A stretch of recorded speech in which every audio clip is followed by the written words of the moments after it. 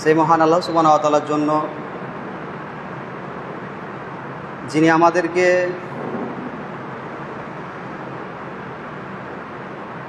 সর্বোত্তম দিন, সর্বোত্তম জায়গা,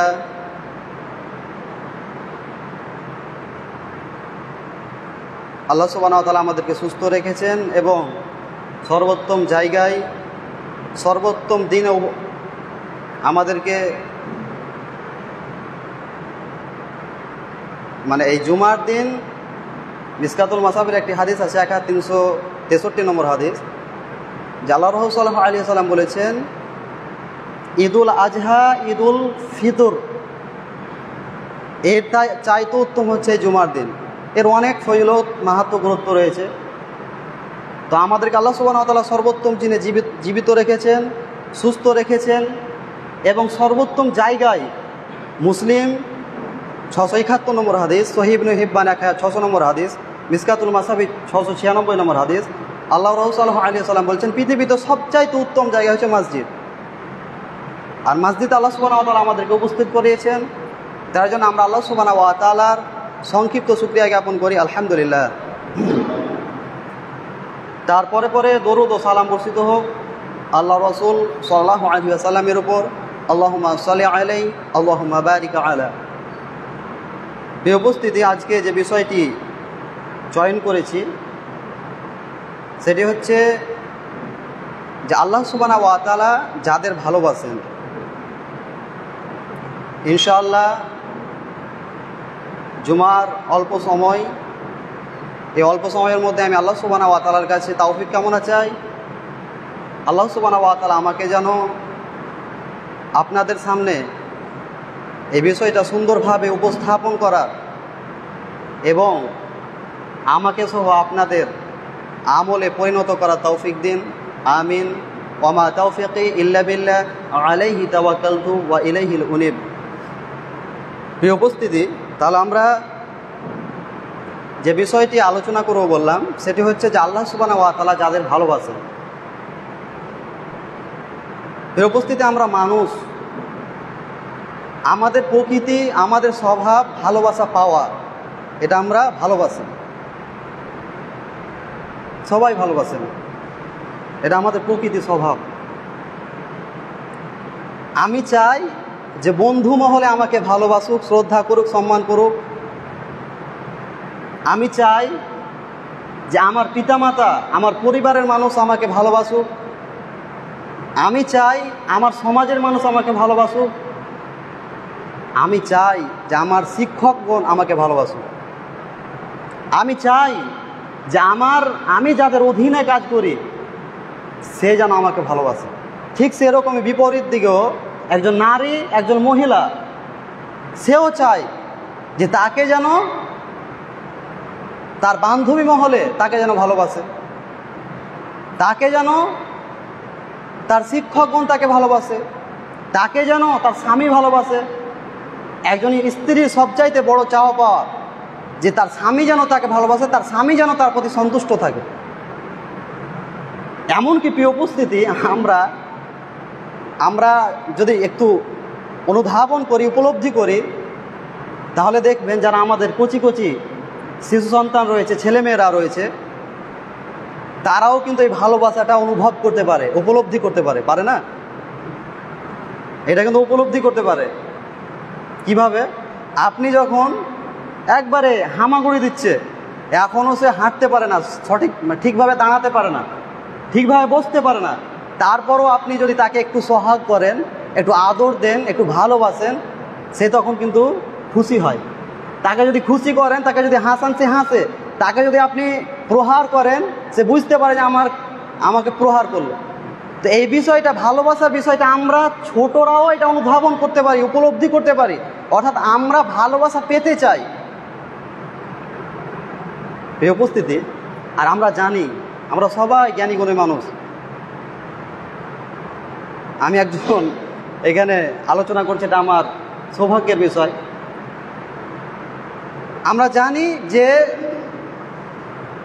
যার আমরা ভালোবাসা অর্জন করতে পারবো,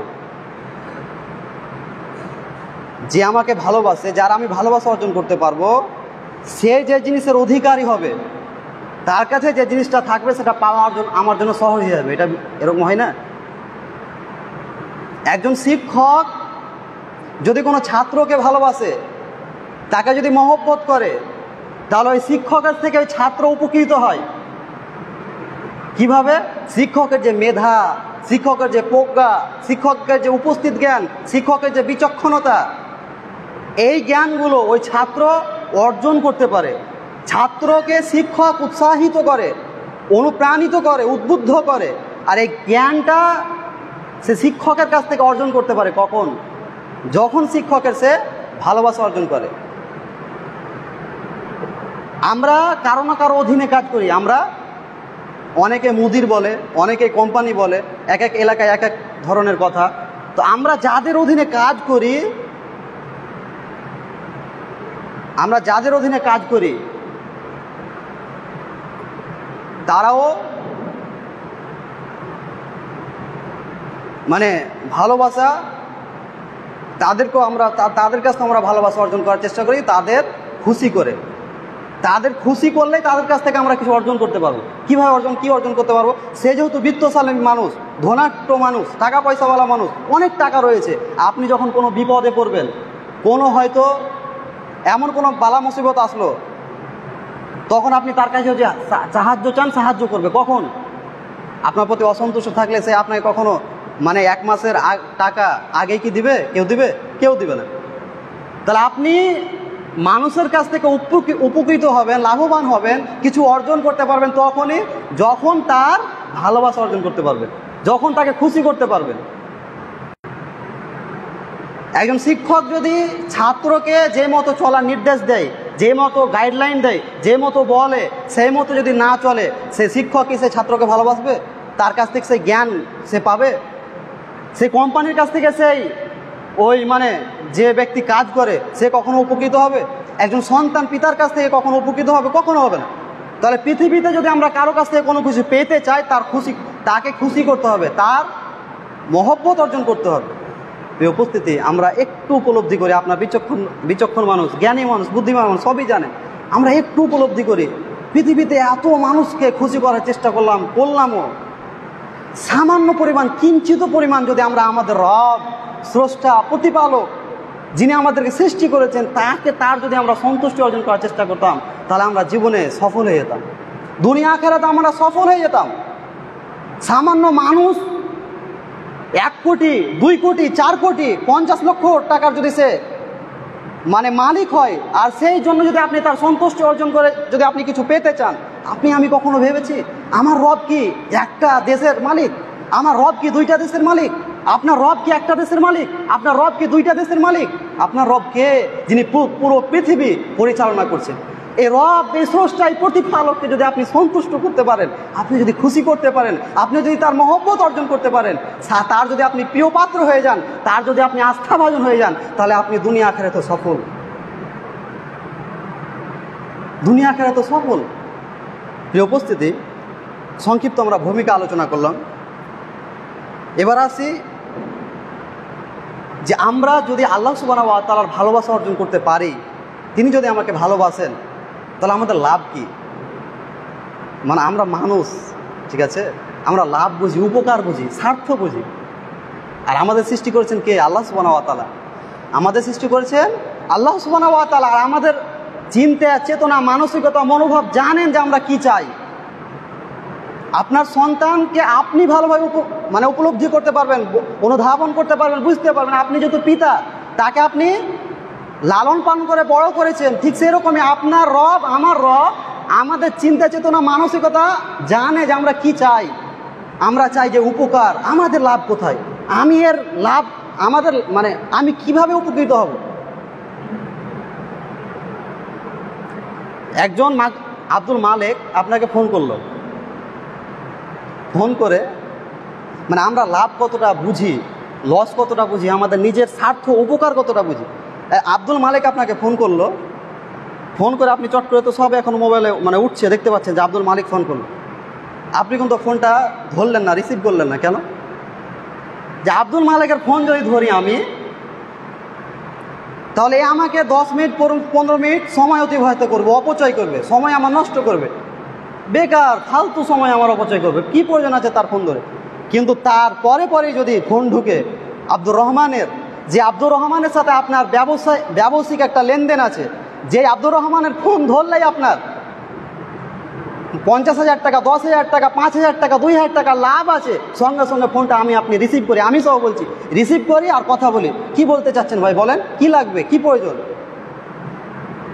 আপনাকে কোনো একজন ব্যক্তি ফোন করলো, ফোন করে বলছে আমি অমুক জায়গা যাব, কোথায় না তো এক জায়গা যাব, রাজশাহী যাব। তো আপনাকে ফোন করে যখন বললো রাজশাহী যাব, তখন আপনি চট করে কিন্তু জিজ্ঞাসা করেন রাজশাহী কেন যাবেন ভাই? না তো আমার এই কাজ আছে। তখন আপনার ব্রেন একটা নাড়া দেয়, সাড়া দেয় যে ওর তো এই কাজ আছে, আমার কি রাজশাহীতে গিয়ে কোনো লাভ আছে? যদি দেখে, সে ভাবে যে রাজশাহীতে আমাকে ডাকলো আর আমি যে আমার কি লাভ আছে, এটা অনুধাবন মানে বুঝার চেষ্টা করে বুঝবে। যখন দেখছে রাজশাহীতে গিয়ে আমার ক্ষতি, শুধু ওরই উপকার আছে, আমি যদি যাই আমার সময়টা অপচয় হবে, আমার ব্যবসার যে প্রচার ওখানে ঘটবে না, আমার লাভ কি যে, তখন সে যাবে না। অর্থাৎ আমরা মানুষ, আমরা লাভ চাই, লাভ, উপকার, ফলাফল পেতে চাই আমরা। আর এটা আমাদের সব থেকে যিনি বুঝে সেটা হচ্ছে আমাদের রব স্রষ্টা, যেহেতু আমাদেরকে তিনি সৃষ্টি করেছেন। তাহলে আমরা আজকে প্রথমে আমরা আল্লাহ সুবহানাহু ওয়া তাআলা যদি আমরা ভালোবাসা অর্জন করতে পারি, তিনি যদি আমাদেরকে ভালোবাসেন, আমাদের লাভ কি? আমাদের প্রশ্ন জাগে না? তো এই প্রশ্নের উত্তর আমরা খোঁজার চেষ্টা করবো, যদি আল্লাহ সুবহানাহু ওয়া তাআলা আমাদেরকে ভালোবাসেন তার লাভ কি? উপস্থিতি عن أبي هريرة رضي الله عنه قال رسول الله صلى الله عليه وسلم إذا أحب الله العبد نادى جبريل إن الله يحب فلانا فأحببه فيحبه جبريل فينادي جبريل في أهل السماء إن الله يحب فلانا فيحبه أهل السماء ثم يوضع له القبول في الأرض رواه البخاري। খুবই গুরুত্বপূর্ণ হাদিস। আবু হুরায়রা রাদিয়াল্লাহু আনহু হতে বর্ণিত, তিনি বলেন যে আল্লাহর রাসূল সাল্লাল্লাহু আলাইহি ওয়াসাল্লাম বলেছেন, ইযা আহাব্বাল্লাহুল আবদা নাদা জিবরিল, আল্লাহ সুবহানাহু ওয়া তাআলা যখন কোনো বান্দাকে ভালোবাসেন, জিবরাইল আলাইহিস সালামকে ডাক দিয়ে বলেন। খুবই গুরুত্বপূর্ণ হাদিস। ইন্নাল্লাহা ইউহিব্বু ফুলানান, হে জিবরিল, অমুক ব্যক্তিকে আমি ভালোবাসি, ফাহবিবহু, সুতরাং তুমিও তাকে ভালোবাসো, ফায়ুহিব্বুহু জিবরিল, তখন জিবরিল আলাইহিস সালামও তাকে ভালোবাসে। ফায়ুনাদি জিবরিল ফি আহলিস সামা, জিবরাইল আলাইহিস সালাম তখন আসমানবাসীদেরকে ঘোষণা দিয়ে বলেন, ইন্নাল্লাহা ইউহিব্বু ফুলানান, হে আসমানবাসী, অমুক ব্যক্তিকে আল্লাহ সুবহানাহু ওয়া তাআলা ভালোবাসেন, সুতরাং তোমরাও তাকে ভালোবাসো। ফাহিব্বুহু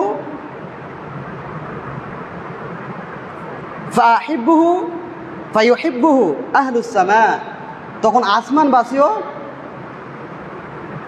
যারা আসমানে যারা রয়েছে, আসমান ফেরেশতা যারা রয়েছে, সে ফেরেশতারাও তাকে ভালোবাসতে লাগে।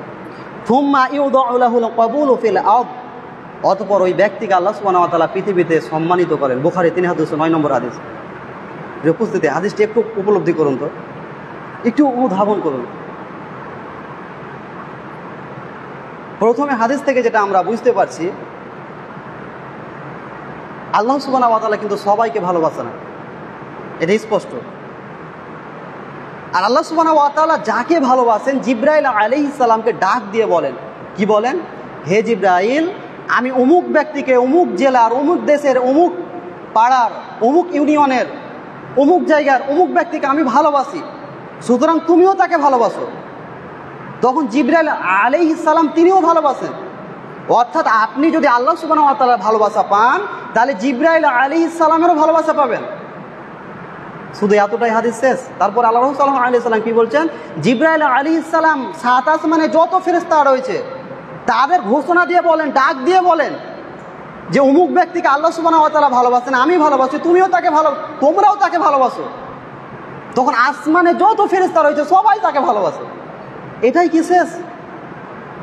এতটাই যদি বলতো তাহলে হয়ে যেত তাও। কিন্তু আল্লাহ রাসূল সাল্লাল্লাহু আলাইহি ওয়াসাল্লাম তারপরে বলছেন, থুম্মা ইউদাউ লাহুল কবুলু ফিল আরদ, অতঃপর ওই ব্যক্তিকে আল্লাহ সুবহানাহু ওয়া তাআলা এই পৃথিবীতে সম্মানিত করেন। অর্থাৎ আল্লাহ সুবহানাহু ওয়া তাআলা যাকে ভালোবাসেন এই পৃথিবীতে তার জনপ্রিয়তা সৃষ্টি করে দেন, মানুষের মাঝে তার ভালোবাসা ঢেলে দেন, মানুষ তাকে ভালোবাসে। এই উপস্থিতি একটু উপলব্ধি করি তো, আমরা অনেকেই এরকম অনেক ব্যক্তিকে, অনেক মানুষকে ভালোবাসি যার সাথে আমাদের রক্তের কোনো সম্পর্ক নাই।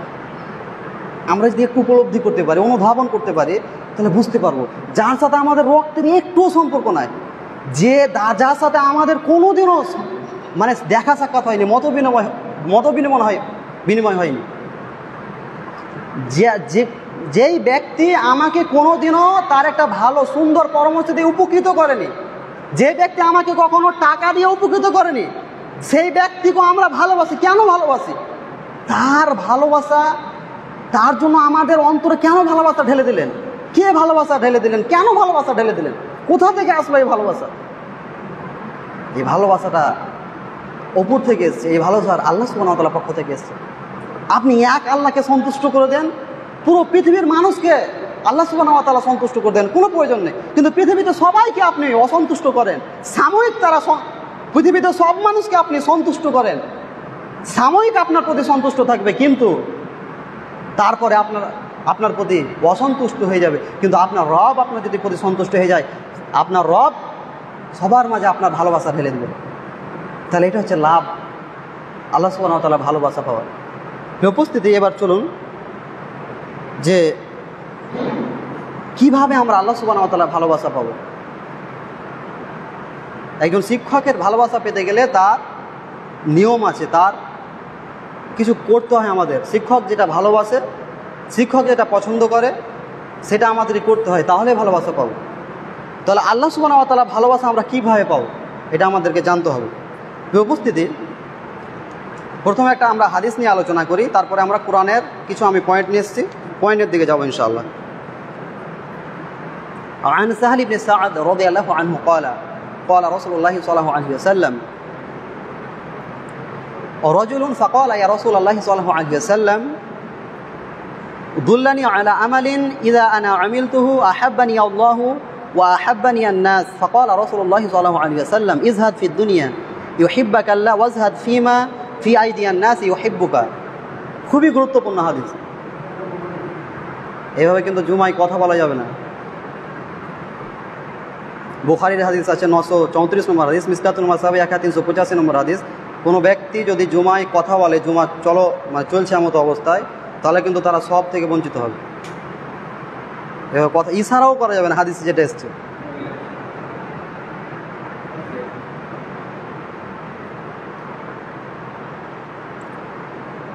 উপস্থিত, তাহলে আমরা যে বিষয়টা নিয়ে বলছিলাম যে আমরা কিভাবে আল্লাহ সুবহানাহু ওয়া তাআলার ভালোবাসা অর্জন করতে পারবো, কিভাবে ভালোবাসা পাবো। প্রথমে আমরা একটা হাদিস নিয়ে আলোচনা করব। বললাম যে আন সাহল ইবনে সাআদ রাদিয়াল্লাহু আনহু, তিনি বলছেন যে قال النبي صلى الله عليه وسلم أتى النبي صلى الله عليه وسلم رجل فقال يا رسول الله صلى الله عليه وسلم। সাহল ইবনে সাআদ রাদিয়াল্লাহু আনহু তিনি বলেন যে একজন সাহাবী আল্লাহ রাসূল সাল্লাল্লাহু আলাইহি ওয়াসাল্লামের কাছে আসলেন, এইভাবে উঠা চলা করছে, এইভাবে বিশৃঙ্খলা হচ্ছে আলোচনা। একজন আল্লাহ রাসূল সাল্লাল্লাহু আলাইহি ওয়াসাল্লামের কাছে আসলেন এবং জিজ্ঞাসা করলেন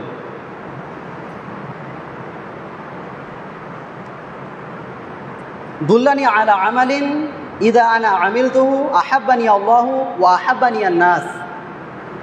হে আল্লাহ রাসূল সাল্লাল্লাহু আলাইহি ওয়াসাল্লাম, আপনি আমাকে এমন একটি আমলের কথা বলেন যে আমলটা করলে আল্লাহ সুবহানাহু ওয়া তাআলা আমাকে ভালোবাসবেন, আর যে আমলটা করলে মানুষ আমাকে ভালোবাসবে। আল্লাহ রাসূল সাল্লাল্লাহু আলাইহি ওয়াসাল্লাম উত্তর দিলেন ইজহাদ ফিদ দুনিয়া ইউহিব্বাকাল্লাহ। তুমি দুনিয়ার প্রতি অনাসক্তি অবলম্বন করো, তাহলে আল্লাহ সুবহানাহু ওয়া তাআলা তোমাকে ভালোবাসবে। ওয়াজহাদ ফিমা ফি আইদিয়ান নাস ইউহিব্বুকা, আর মানুষের হাতে যা আছে তুমি তার প্রতি অনাসক্তি অবলম্বন করো, তাহলে মানুষ তোমাকে ভালোবাসবে। ইবনু মাজাহ 4102 নম্বর হাদিস, মিসকাতুল মাসাবি 5187 নম্বর হাদিস। উপস্থিতি, একজন সাহাবী এসে কি জিজ্ঞাসা করছেন আল্লাহ রাসূল সাল্লাল্লাহু আলাইহি ওয়াসাল্লামকে, হে আল্লাহ রাসূল সাল্লাল্লাহু আলাইহি ওয়াসাল্লাম, আপনি আমাকে এমন একটি আমলের কথা বলেন যে আমলটা করলে আমাকে আল্লাহ সুবহানাহু ওয়া তাআলা ভালোবাসেন। আজকে আমাদের একজন আরেকজনের সবসময় কথাবার্তা, পরামর্শ, উপদেশ, চাওয়া পাওয়া দুনিয়ার প্রতিযোগিতা। কিভাবে আমি ঢাকাতে সর্বোচ্চ একটা ফ্ল্যাট কিনতে পারবো, রাজশাহীতে সবচাইতে আমি জনপ্রিয় এলাকায় একটা উন্নত মানের দোকান করতে পারবো, এই নিয়ে আমাদের একে অপরের সবসময় এটাই প্রতিযোগিতা। এ দুনিয়ার আমরা প্রতিযোগিতায় ব্যস্ত সবার। আমিও বলছি সবাই একই, আমিও ফেরেশতা নয়, সবাই একই। আমরা সবাই কিভাবে ওখান থেকে উঠে আসবো? একটু ভাবেন যে আমাদের চিন্তা চেতনা, আমাদের মানসিকতা, আমাদের মনোভাব আর সাহাবায়ে কেরাম রাদিয়াল্লাহু আনহুম তাদের চিন্তা চেতনা কি ছিল, মানসিকতা কি ছিল। সেই সাহাবী এসে আল্লাহ রাসূল সাল্লাল্লাহু আলাইহি ওয়াসাল্লামকে বললেন, হে আল্লাহ রাসূল সাল্লাল্লাহু আলাইহি ওয়াসাল্লাম, আমি কিভাবে দুনিয়ায় সবচাইতে উচ্চ শিখরে পৌঁছাবো, টাকায় অর্থে, এই কথাটা আমাকে বলুন। প্রশ্নগুলো বুঝতে হবে আমাদেরকে, উত্তরগুলো বুঝতে হবে আমাদেরকে। আমরা মুসলিম পরিচয় করে দিই না, আমরা নিজেকে মুসলিম বলি না, আমরা নিজেকে মুমিন বলি না, আমরা নিজেকে আল্লাহওয়ালা ব্যক্তি বলি না। আমাদেরকে বুঝতে হবে। আল্লাহ রাসূল সাল্লাল্লাহু আলাইহি ওয়াসাল্লামকে কি প্রশ্ন করছেন? হে আল্লাহ রাসূল সাল্লাল্লাহু আলাইহি ওয়াসাল্লাম, আপনি আমাকে এমন একটি আমলের কথা বলেন যে আমলটা করলে আল্লাহ সুবহানাহু ওয়া তাআলা আমাকে ভালোবাসবেন। প্রিয় উপস্থিতি, এখান থেকে একটা বিষয় স্পষ্ট যে একজন মুমিন, মুসলিম, একজন ইমানদার যে আল্লাহকে বিশ্বাস করে বলে, যে নিজেকে ইমানদার বলে, মুমিন বলে পরিচয় দেয়, তার সর্বপ্রথম 1 নম্বর করণীয় হচ্ছে আল্লাহ সুবহানাহু ওয়া তাআলাকে সন্তুষ্ট করা। আল্লাহ সুবহানাহু ওয়া তাআলাকে সন্তুষ্ট করা, আল্লাহ সুবহানাহু ওয়া তাআলাকে রাজি করা। আপনি মুমিন পরিচয় দিচ্ছেন, আমি মুমিন পরিচয় দিচ্ছি, আমি নিজেকে ইমানদার বলছি, আমি নিজেকে আল্লাহওয়ালা বলছি। আমাদের সবচাইতে বড় আমাদের দায়িত্ব হচ্ছে যে আল্লাহ সুবহানাহু ওয়া তাআলাকে খুশি করা, আল্লাহ সুবহানাহু ওয়া তাআলা সন্তুষ্টি অর্জন করা।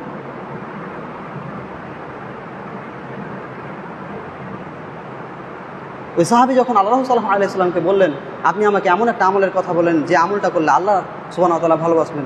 উপস্থিতি উত্তরটাও দেখেন যে আল্লাহ রাসূল সাল্লাল্লাহু আলাইহি ওয়াসাল্লাম কিন্তু উত্তর দিতে গিয়ে তিনি কি বলছেন, যে তুমি অধিক পরিমাণে সালাত আদায় করো, অধিক পরিমাণে সিয়াম পালন করো, অধিক পরিমাণে যাকাত দাও। এই হাদিসে কিন্তু এটা বলেননি। আমাদেরকে বুঝতে হবে, অধিক পরিমাণে সালাত আদায় করেন, সমস্যা নেই, নফল সালাত আদায় করেন, আপনি অন্য হাদিসে এসছে, দান করেন, সাদকা করেন, সমস্যা নেই, অন্য হাদিসে এসছে। কিন্তু আপনি এই হাদিসটা লক্ষ্য করুন। এই হাদিস আল্লাহ রাসূল সাল্লাল্লাহু আলাইহি ওয়াসাল্লাম বলছেন যে তুমি যদি আল্লাহ সুবহানাহু ওয়া তাআলা ভালোবাসা পেতে চাও, আল্লাহ সুবহানাহু ওয়া তাআলা যদি সন্তুষ্টি অর্জন করতে চাও, তুমি দুনিয়া তোমাকে বর্জন করতে হবে, দুনিয়ার মোহ তোমাকে ছাড়তে হবে, দুনিয়ার বিলাসিতা তোমাকে ছাড়তে হবে, দুনিয়াকে বর্জন করতে হবে। তুমি দুনিয়ার এই আসক্তি তোমাকে বর্জন করতে হবে। তাহলেই তুমি আল্লাহ সুবহানাহু ওয়া তাআলা ভালোবাসা অর্জন করতে পারবে, তাহলেই তুমি আল্লাহ সুবহানাহু ওয়া তাআলা প্রিয় পাত্র হতে পারবে, তাহলেই তুমি আল্লাহ সুবহানাহু ওয়া তাআলা আস্থাভাজন ব্যক্তি হতে পারবে। আমরা কি পেরেছি দুনিয়ার মহব্বত, দুনিয়ার মায়া? আমাদের কি কখনো এই ভাবনা আছে যে আমি যে 50 লাখ টাকার একটা বাড়িতে বসবাস করছি, আল্লাহ সুবহানাহু ওয়া তাআলা আমাকে যদি 50 লাখ টাকার হিসাব যথাযথ আমাকে চাই তো আমি কি দিতে পারবো? আমরা যে লাখ লাখ টাকা দামের একটা মোবাইল ব্যবহার করছি, এই মোবাইলের জন্য যদি আল্লাহ সুবহানাহু ওয়া তাআলা আমাকে প্রশ্ন করে, এই প্রশ্ন যে তুমি এই মোবাইলটা অযথা তুমি কিনেছিলে মানুষকে দেখাবার জন্য, মানুষের কাছে বাহবা পাওয়ার জন্য, মানুষের কাছে প্রশংসা পাওয়ার জন্য, মানুষ তোমাকে বলবে অনেক ধনাঢ্য অর্থশীল ব্যক্তি, এটা শোনার জন্য মোবাইল কিনেছেন, এই মোবাইলের তুমি হিসাব দাও, পারবেন আপনি? আপনি যে কত এমবি, কত নেট, কত অপচয় করছেন পেয়েছে, আপনি পারবেন? আমি পারবো? পারবো? আমরা প্রস্তুত?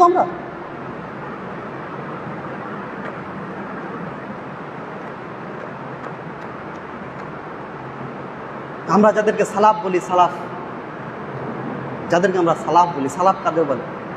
যারা অতীত হয়ে গেছে, গত হয়ে গেছে, সব পরহেজগার, যারা গণ্যমান্য, যারা আমাদের অনুসরণীয় অনুকরণীয় ব্যক্তি ছিলেন, তারা সালাফ। তাদের ইতিহাস জানেন? তারা কে? তাদের পরিচয় জানেন? শুধু একটা ঘটনা আপনাদের বলি, অল্প একটা ঘটনা। শেখ আব্দুল হামিদ ফাইজি আল মাদানী হাফিজাহুল্লাহ তিনি তার হৃদয় দর্পণ বইয়ে কথাটা নকল করেছেন।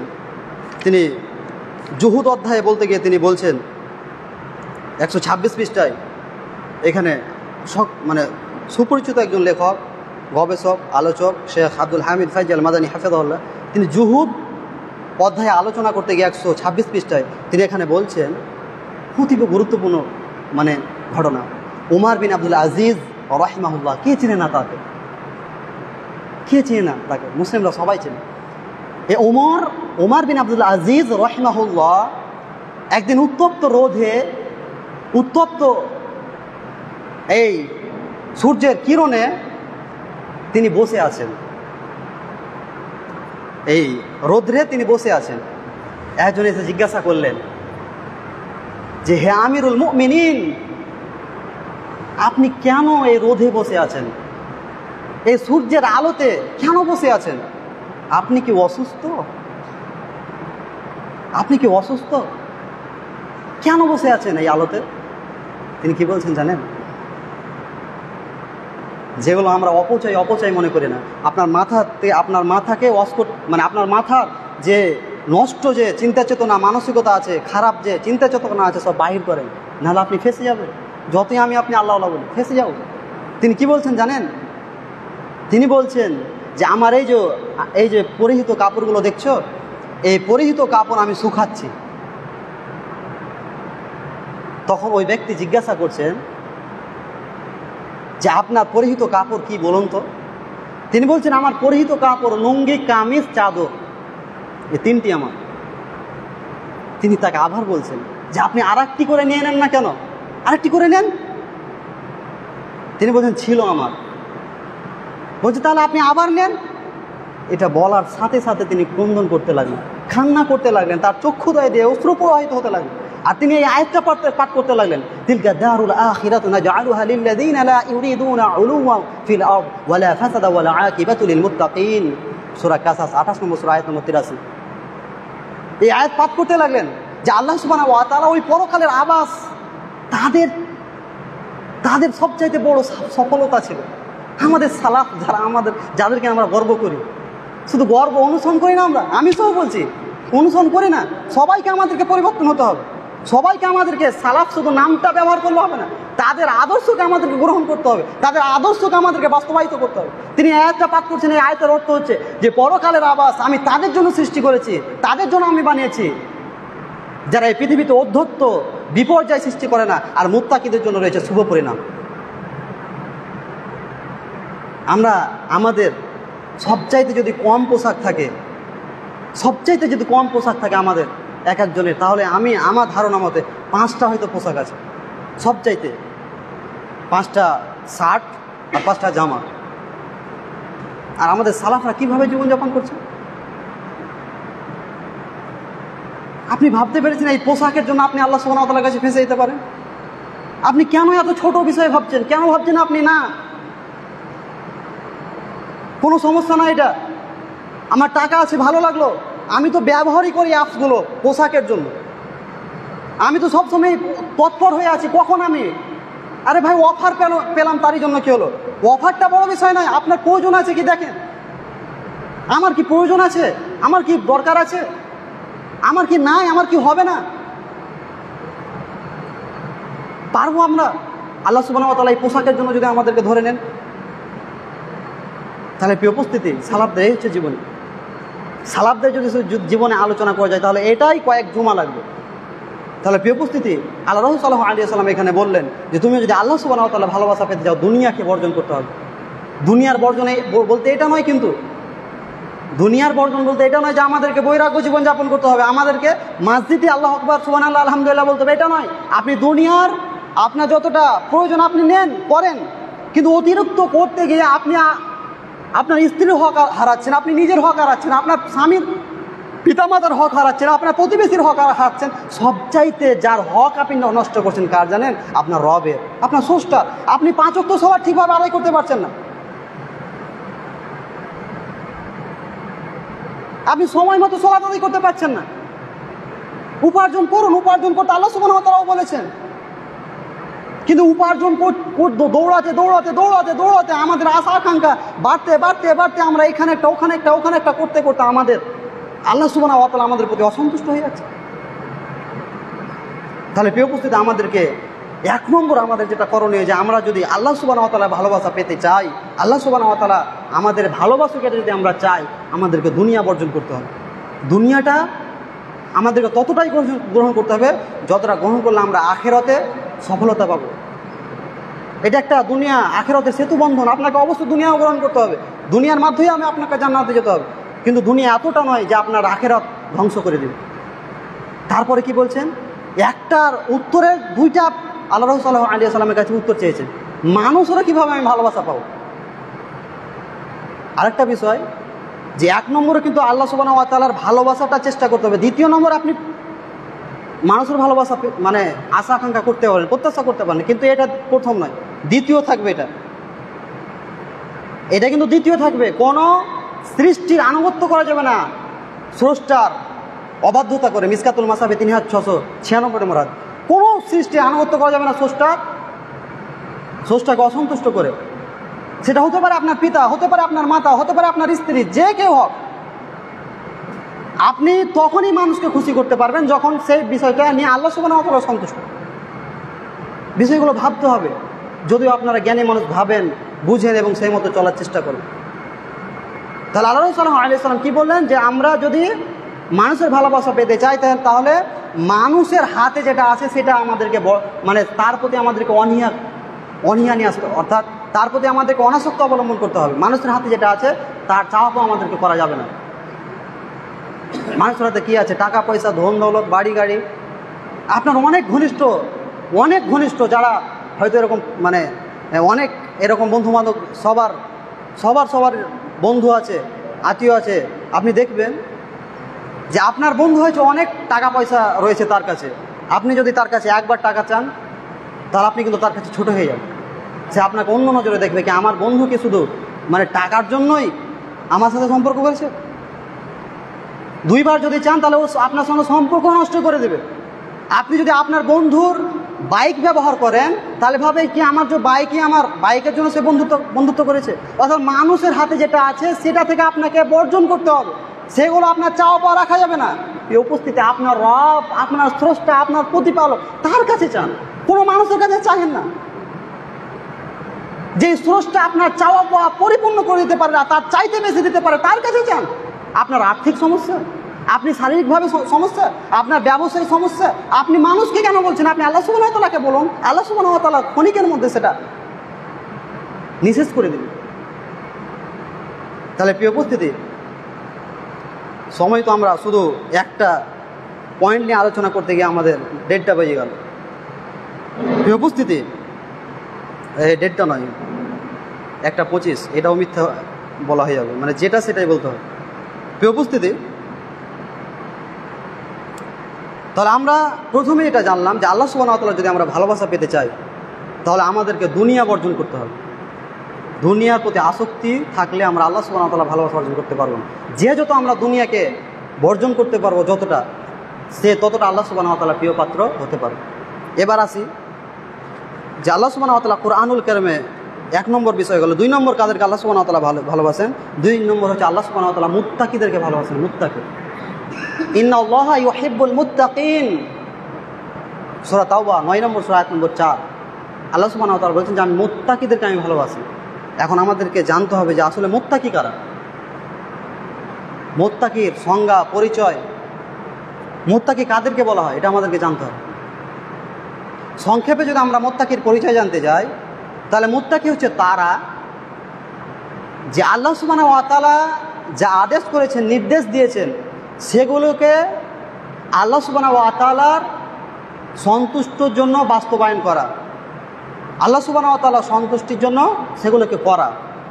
আল্লাহ সুবহানাহু ওয়া তাআলা যেগুলো করতে বলেছেন সেগুলো আল্লাহ সুবহানাহু ওয়া তাআলা সন্তুষ্টির জন্য সেগুলো করা, আর আল্লাহ সুবহানাহু ওয়া তাআলা যেগুলো করতে নিষেধ করেছেন সেগুলো বর্জন করা শাস্তির ভয়, আযাবের ভয়। এরাই হচ্ছে সংক্ষিপ্তভাবে এরা হচ্ছে মুত্তাকি। এখন আপনি ভাবি তো, প্রথমে আমি ভাবি যে আমি কি আল্লাহ সুবহানাহু ওয়া তাআলার কতটা আনুগত্য করতে পেরেছি আল্লাহ সুবহানাহু ওয়া তাআলার সন্তুষ্টির জন্য, আল্লাহ সুবহানাহু ওয়া তাআলাকে খুশি করার জন্য, কতটা বিষয় আমরা বাস্তবায়ন করছি, পালন করছি, কতটা বিষয় বাস্তবায়ন করছি, পালন করছি। আল্লাহ সুবহানাহু ওয়া তাআলা আদেশ করেছেন সলাতের, আমি কি সলাত আদায় করছি? আমি কি মুত্তাকি হতে পেরেছি? নিজেকে নিজে আমরা একটু আত্মসমালোচনা করি, নিজেকে নিয়ে আমরা একটু ভাবি যে আমরা কি আল্লাহ সুবহানাহু ওয়া তাআলার নির্দেশ হচ্ছে সলাত আদায় করো, আমরা কি সলাত আদায় করি? আমরা কি মুত্তাকি হতে পেরেছি? আপনাদেরই দেশের লেখক, আপনাদের দেশের মানে অনুবাদক আর মূল লেখক হচ্ছে শেখ মোহাম্মদ বিন সালিহ আল উসাইমিন রাহিমাহুল্লাহ। তিনি এই বইটা লিখেছেন সলাত পরিত্যাগকারীর বিধান। এখানে কি বলছেন জানেন? ভূমিকাতে শেখ আকরামুজ্জামান বিন আব্দুল সালাম মাদানী হাফিজাহুল্লাহ। এই বইটা তিনি অনুবাদ করেছেন আর সম্পাদনা করেছেন ডক্টর আসাদুল্লাহ আল গালিব হাফিজাহুল্লাহ। এখানে তিনি ভূমিকায় বলতে গিয়ে বলছেন, সবাই বইটা পড়বেন, খুবই মূল্যবান গুরুত্বপূর্ণ বই। তিনি এখানে ভূমিকায় লিখতে গিয়ে বলছেন যে বাংলাদেশের মানুষ 2% সলাত আদায় করে, 2%। আর আপনারা কত পার্সেন্ট মুসলিম? ভূমিকায় তিনি একটা পরিসংখ্যান তুলে ধরেছেন যে বাংলাদেশের মানুষ 98% মানুষই সলাত আদায় করে না, 2% সলাত আদায় করে। প্রিয় উপস্থিতি, আপনি আপনার নিজেকে নিজে নিয়ে একটু প্রশ্ন করুন, ভাবুন যে আমি কি সলাত আদায় করি? আমি কি সলাত আদায় করছি? আমি কি আল্লাহ সুবহানাহু ওয়া তাআলার নির্দেশ মানছি? আমি কি সলাত সিয়াম পালন করছি? আল্লাহ সুবহানাহু ওয়া তাআলা যে নির্দেশ দিয়েছেন সিয়ামের কথা, আল্লাহ রাসূল সাল্লাল্লাহু আলাইহি ওয়াসাল্লাম যেগুলো করতে বলেছেন আমরা কি করছি? সেগুলো কি পালন করছি?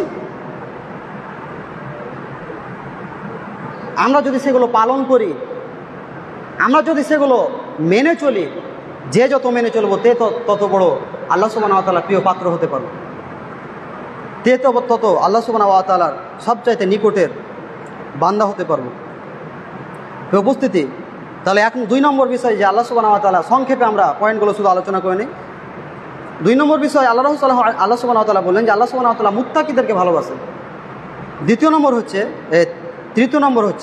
হচ্ছে যে আল্লাহ সুবহানাহু ওয়া তাআলা তাওবাকারীদেরকে ভালোবাসেন। তাওবাকারী, ইন্নাল্লাহা ইউহিব্বুত তাওয়াবিন ওয়া ইউহিব্বুল মুতাতাহহিরিন। এখানে 2টার কথা বলেছেন, সূরা বাকারা 2 নম্বর সূরা আয়াত নম্বর 222। এখানে আল্লাহ সুবহানাহু ওয়া তাআলা 2 শ্রেণীর ব্যক্তিদেরকে ভালোবাসেন বলেছেন। প্রথমে আল্লাহ সুবহানাহু ওয়া তাআলা বলেছেন ইন্নাল্লাহা ইউহিব্বুত তাওয়াবিন ওয়া ইউহিব্বুল মুতাতাহহিরিন। প্রথমে বলছেন যে আল্লাহ সুবহানাহু ওয়া তাআলা তাওবাকারীদেরকে ভালোবাসেন। আর আমরা মানুষ, আমরা গুনাহ করি, অহরহ আমরা গুনাহর সাথে জড়িত। আমাকে যদি জিজ্ঞাসা করেন তাহলে আমি যে আজকে কত গুনাহ করেছি এই জুমায় আসার আগ থেকে যদি নোট করি, তাহলে জানি না আল্লাহ সুবহানাহু ওয়া তাআলা আমাকে ছাড়বেন কেন। আপনি যে আজকে সকাল থেকে যে গুনাহটা করেছেন জুমার আসার আগ মুহূর্তে, এই গুনাহগুলো যদি আপনি একটু নোট করেন, তাহলে আপনি জানি না আপনি আল্লাহ সুবহানাহু ওয়া তাআলার কাছে যদি পুঙ্খানুপুঙ্খভাবে আমাদের কাছে এই গুনাহগুলো হিসাব চাই, পার পাবো কেন। আজকে হয়তো আমি আমার স্ত্রীকে অসন্তুষ্ট করেছি ও কারণে, আমার মাতা পিতার সাথে অসদাচরণ করেছি, আমার বন্ধুর হক নষ্ট করেছি। শুধু আজকের যদি আমরা পাপগুলো গণনা করে লিখি, তাহলে আমরা আল্লাহ সুবহানাহু ওয়া তাআলার কাছে যাই না আমরা মুক্তি পাবো কিনা। আল্লাহ সুবহানাহু ওয়া তাআলার কাছে আমরা এই আশা, আমাদের প্রত্যাশা যে আল্লাহ সুবহানাহু ওয়া তাআলা আমাদেরকে যেন ক্ষমা করেন। আমি তাহলে প্রিয় উপস্থিতি, প্রথমে আমাদের 3 নম্বর যেটা আল্লাহ সুবহানাহু ওয়া তাআলা বললেন যে আল্লাহ সুবহানাহু ওয়া তাআলা তাওবাকারীদেরকে ভালোবাসেন। عن أنس رضي الله عنه قال رسول الله صلى الله عليه وسلم كل بني آدم خطاؤون وخير الخطائين التوابون। আনাস রাদিয়াল্লাহু আনহু তিনি বলেন যে আল্লাহ রাসূল সাল্লাল্লাহু আলাইহি ওয়াসাল্লাম বলেছেন প্রত্যেক আদম সন্তান গুনাহগার, আর গুনাহগারদের মধ্যে তাওবাকারীগণ উত্তম। ইবনে মাজাহ 4251 নম্বর হাদিস, মিসকাতুল মাসাবি 2323 নম্বর হাদিস। আমরা প্রত্যেকেই গুনাহগার, প্রত্যেকে আমরা কম বেশি গুনাহ করি, কিন্তু এই গুনাহগারদের মধ্যে যে তাওবাকারী সে হচ্ছে উত্তম। আর আমরা আমাদের প্রিয় নবী মুহাম্মদ সাল্লাল্লাহু আলাইহি ওয়াসাল্লাম তার ব্যাপারে জানি যে তিনি কয়েকটি হাদিসে কয়েক রকম এসেছে যে আল্লাহ রাসূল সাল্লাল্লাহু আলাইহি ওয়াসাল্লাম বলেছেন যে আন আবি হুরায়রা রাদিয়াল্লাহু আনহু قال رسول الله صلى الله عليه وسلم والله إني لأستغفر الله وأتوب إليه في اليوم أكثر من 70 مرة। আবু হুরায়রা রাদিয়াল্লাহু আনহু হতে বর্ণিত, তিনি বলেন যে আল্লাহ রাসূল সাল্লাল্লাহু আলাইহি ওয়াসাল্লাম বলেছেন, আল্লাহ সুবহানাহু ওয়া তাআলার কসম, আমি প্রতিদিন 70 বারের অধিক আল্লাহ সুবহানাহু ওয়া তাআলার কাছে ক্ষমা চাই। আরেকটি হাদিসে হচ্ছে যে ওয়ানিল আগরিল মুজান্নি রাদিয়াল্লাহু আনহু ক্বালা ক্বালা রাসূলুল্লাহ সাল্লাল্লাহু আলাইহি ওয়াসাল্লাম ইয়া আইয়ুহান নাস তুবু ইলা আল্লাহ ফাইন্নী আতুবু ইলাইহি ফিল ইয়াউমি 100 মাররা। আগার আল মুজানি রাদিয়াল্লাহু আনহু তে বর্ণিত, তিনি বলেন যে আল্লাহ রাসূল সাল্লাল্লাহু আলাইহি ওয়াসাল্লাম বলেছেন যে হে মানব মণ্ডলী, হে মানুষ সকল, তোমরা আল্লাহ সুবহানাহু ওয়া তাআলার কাছে তাওবা করো, কেননা আমি প্রতিদিন 100 বার করে আল্লাহ সুবহানাহু ওয়া তাআলার কাছে তাওবা করি। আর আমাদের নবী আল্লাহ রাসূল সাল্লাল্লাহু আলাইহি ওয়াসাল্লাম তিনার কিন্তু আগের পরের গুনাহ আল্লাহ সুবহানাহু ওয়া তাআলা মাফ করে দিয়েছিলেন। আনিল মুগীরা রাদিয়াল্লাহু আনহু ক্বালা ক্বালা রাসূলুল্লাহ সাল্লাল্লাহু আলাইহি ওয়াসাল্লাম হাত্তা তাওরামাত কদমাহু ফাকিলা লাহু লিমা তাসনাউ হাযা ওয়া ক্বাদ গুফিরা লাকা মা তাকদ্দামা মিন যামবি ওয়া মা তাআখার ক্বালা আফালা আকুনু আবদান শাকুরা। মুগীরা রাদিয়াল্লাহু আনহু তে বর্ণিত, তিনি বলেন যে আমি একদিন আল্লাহর রাসূল সাল্লাল্লাহু আলাইহি ওয়াসাল্লামকে জিজ্ঞাসা করলাম, হে আল্লাহর রাসূল সাল্লাল্লাহু আলাইহি ওয়াসাল্লাম, আপনি এত লম্বা করে কেন সালাত আদায় করছেন? কেন এত কষ্ট করছেন? আপনি আপনার পাগুলো কেন ফুলিয়ে ফুলিয়ে আপনি এত কষ্ট করে সালাত আদায় করছেন? আল্লাহর রাসূল সাল্লাল্লাহু আলাইহি ওয়াসাল্লাম বলছেন, ক্বালা আফালা আকুনু আবদান শাকুরা, আমি কি আল্লাহ সুবহানাহু ওয়া তাআলা কৃতজ্ঞকারী বান্দা হব না? এর আগের যে হাদিসগুলো বললাম দুইটা, মিসকাতুল মাসাবাহ 2323, 2325 নম্বর হাদিস, এই হাদিসটা মিসকাতুল মাসাবাহ 1220 নম্বর হাদিস। তাহলে প্রিয় উপস্থিতি, একটু আমরা ভাবি যে আল্লাহর রাসূল সাল্লাল্লাহু আলাইহি ওয়াসাল্লামের আগের পরের আল্লাহ সুবহানাহু ওয়া তাআলা গুনাহ মোচন করে দিয়েছিলেন, ক্ষমা করে দিয়েছিলেন, তার সত্ত্বেও আল্লাহ রাসূল সাল্লাল্লাহু আলাইহি ওয়াসাল্লাম কতবার করে আল্লাহ সুবহানাহু ওয়া তাআলার কাছে তওবা করতেন, ইস্তেগফার করতেন, আল্লাহ সুবহানাহু ওয়া তাআলার কাছে ক্ষমা চাইতেন। এক হাদিসে এসছে 100 বার, 70 বারের বেশি। এক হাদিসে কি বলা হলো যে 100 বার করে আল্লাহ সুবহানাহু ওয়া তাআলার কাছে আল্লাহ রাসূল সাল্লাল্লাহু আলাইহি ওয়াসাল্লাম ক্ষমা চাইতেন। আর আমরা গুনাহগার। আপনি বলেন তো যে আমি বলি তো যে আমি গতকালকে কতটা আল্লাহ সুবহানাহু ওয়া তাআলার কাছে ইস্তেগফার করেছি, আর অথচ কত গুনাহ আমরা করি। আপনি বলেন তো যে আপনি গতকাল কত গুনাহ করেছেন, আর আপনি কতবার তাওবা করেছেন, আল্লাহ সুবহানাহু ওয়া তাআলার কাছে ক্ষমা চেয়েছেন। আমাদের তো অনেকে এরকম আছে, আমরা বড় বড় শেখ মাশায়েখ তাদের কাছে প্রশ্ন করি আমরা যে শেখ, আমি তো পর্নোগ্রাফির সাথে যুক্ত, আমি আমার জীবনকে নষ্ট করে দিয়েছি, আমি আমার সব কিছুকে মানুষের আত্মসাৎ করেছি, মানুষের কষ্ট দিয়েছি, এত বড় বড় গুনাহ করেছি, আল্লাহ সুবহানাহু ওয়া তাআলা কি আমাকে ক্ষমা করবেন? এই বিষয়টা নিয়ে আমরা দ্বিধাদ্বন্দ্বে থাকি। অনেকে এরকম আছে। আল্লাহ সুবহানাহু ওয়া তাআলা, আপনি পয়েন্টটা বুঝুন যে আল্লাহ সুবহানাহু ওয়া তাআলা এখানে বলছেন যে আমি আল্লাহ সুবহানাহু ওয়া তাআলা তাওবাকারীদেরকে ভালোবাসি, তাওবাকারী।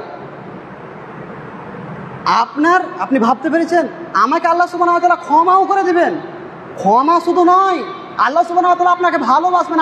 আমাকে বলছেন যে তুমি যদি গুনাহ করো, পাপ করো, তুমি যদি আমার কাছে ফিরে আসো, আমার কাছে প্রত্যাবর্তন করো, তোমার যদি গুনাহ বুঝে নাও, অনুতপ্ত হও, লজ্জিত হও, তাহলে আমি তোমাকে ক্ষমা করে দেবো, এমনকি আমি তোমাকে ভালোবাসবো।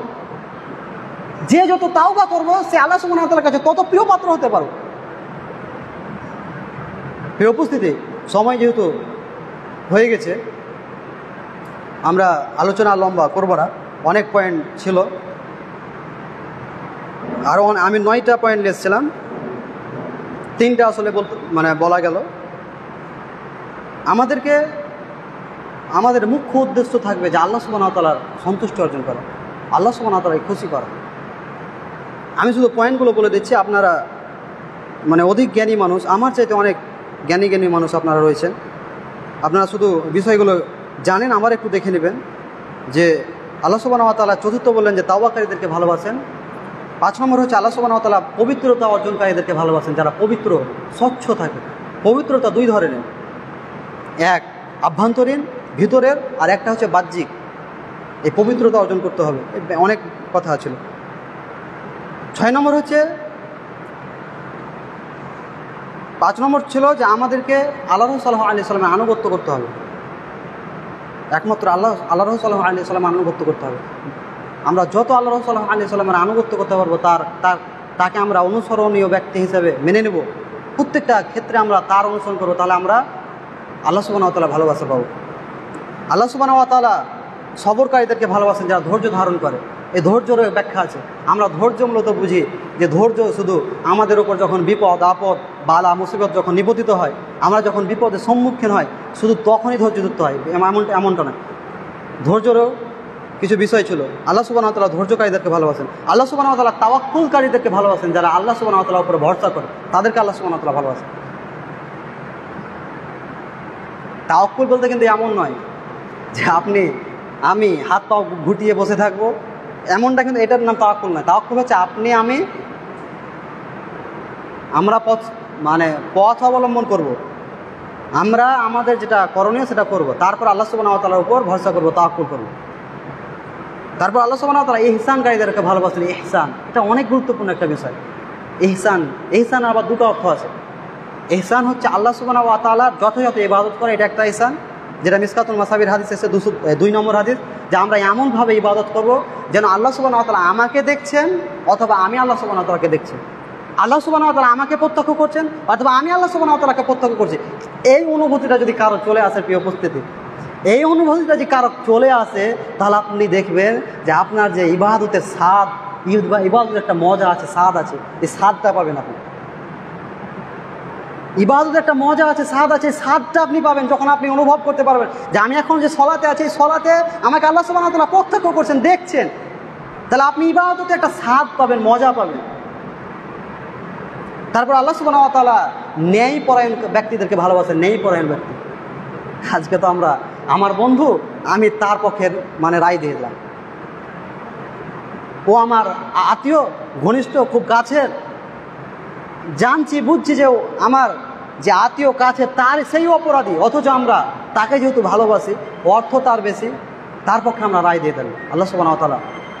তাহলে আমরা ভালোবাসা পাবো না। এই উপস্থিতি, তাহলে আমাদের মুখ্য উদ্দেশ্য হবে, আমরা মুমিন মুসলিম, আমাদের মুখ্য উদ্দেশ্য হবে যে আমরা আল্লাহ সুবহানাহু ওয়া তাআলা কীভাবে সন্তুষ্টি অর্জন করব, কীভাবে আমরা প্রিয়পাত্র হব।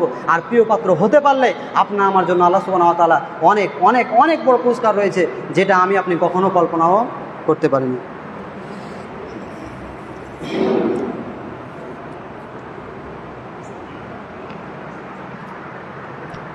إن الحمد لله نحمده ونستعينه ونستغفره ونعوذ بالله من شرور أنفسنا ومن سيئات أعمالنا، من يهده الله فلا مضل له ومن يضلل فلا هادي له، وأشهد أن لا إله إلا الله وحده لا شريك له، وأشهد أن محمدا عبده ورسوله.